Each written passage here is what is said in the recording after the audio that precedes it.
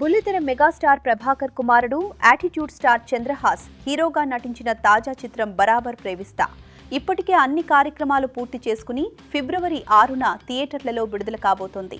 ఇటీవల జరిగిన ఈ మూవీ ప్రీ రిలీజ్ ఈవెంట్లో చంద్రహాస్ పాడిన పాటపై వివాదం చెలరేగింది.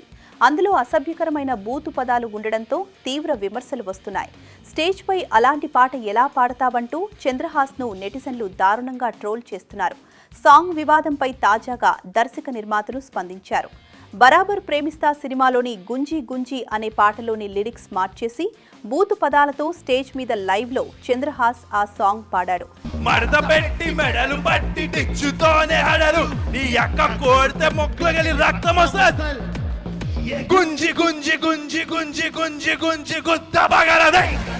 ప్రీ రిలీజ్ ఈవెంట్లో అతను పాడిన సాంగ్ పై పలువురు సినీ ప్రముఖులు అభ్యంతరం వ్యక్తం చేశారు.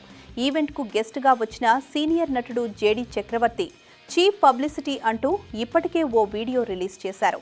ఒకడు తెలుగు సినిమా పాట పేరుతో స్టేజ్ మీద ప్రముఖుల సమక్షంలో బూతులు పాడుతుంటే అది తన్మయత్వంతో కొందరు చూస్తూ ఉండిపోవటం విడ్డూరంగా లేదు అని నిర్మాత రాజ్ కందుకూరి ట్వీట్ చేశారు. ఈ నేపథ్యంలో వేదికపై అలాంటి పాట పాడడంపై చిత్ర దర్శక నిర్మాతలు విచారం వ్యక్తం చేశారు.